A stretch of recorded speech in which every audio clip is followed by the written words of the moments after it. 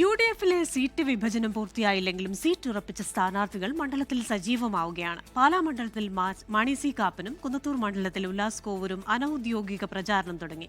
VD. Satheesan നയിക്കുന്ന യാത്രയ്ക്കിടെ മാത്രമേ സീറ്റ് വിഭജനത്തിൽ അന്തിമ തീരുമാനമുണ്ടാകൂവെന്ന് യുഡിഎഫ് കൺവീനർ 24നോട് പറഞ്ഞു.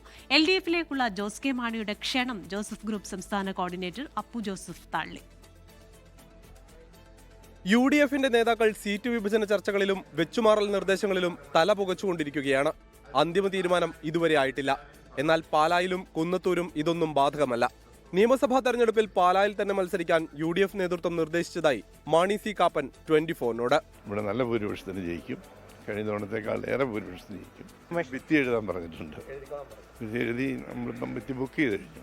കുന്നത്തൂരും ഇതുതന്നെയാണ് സ്ഥിതി. ഔദ്യോഗിക പ്രഖ്യാപനത്തിന് മുൻപ് ഉല്ലാസ് കോവൂർ പ്രചാരണം തുടങ്ങി. വികസന മുരടിപ്പ് പ്രചാരണ ആയുധമാക്കുമെന്ന ഉല്ലാസ് കോവൂർ 24നോട്. ഇവിടുത്തെ പ്രധാന പ്രശ്നങ്ങൾ നിയമസഭയിൽ പറഞ്ഞ് അവതരിപ്പിക്കാനുള്ള ഒരു കരുത്തും പ്രകടിപ്പിക്കാത്ത ഒരു അംഗമാണ് ഈ സീനിയർ മോസ്റ്റ് അംഗം. അതിനെതിരായി ജനങ്ങൾ നിലപാട് സ്വീകരിക്കും. സീറ്റ് വിഭജനത്തിൽ അന്തിമ തീരുമാനമായില്ലെന്നും യുഡിഎഫ് 100 സീറ്റുകൾ നേടി അധികാരത്തിൽ വരുമെന്നും യുഡിഎഫ് കൺവീനർ അടൂർ പ്രകാശ്. ഞങ്ങൾ 100-ൽ കുറയാതുള്ള സീറ്റുകളിൽ യുഡിഎഫ് ഇവിടെ തെരഞ്ഞെടുപ്പിൽ വിജയം കൈവരിക്കും.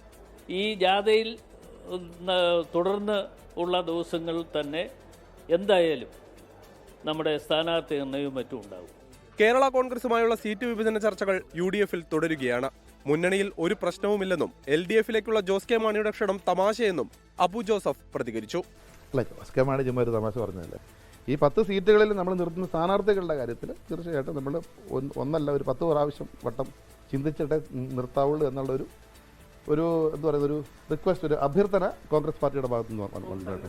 സീറ്റ് വിഭജനം പൂർത്തിയായില്ലെങ്കിലും സിറ്റിംഗ് മണ്ഡലങ്ങളിലെ എംഎൽഎമാരും ഘടകകക്ഷികൾക്ക് ഉറപ്പുള്ള മണ്ഡലങ്ങളിലും പ്രചാരണം തുടങ്ങാൻ യുഡിഎഫ് നേതാക്കൾ അനൌദ്യോഗിക നിർദ്ദേശം നൽകിയിട്ടുണ്ട്.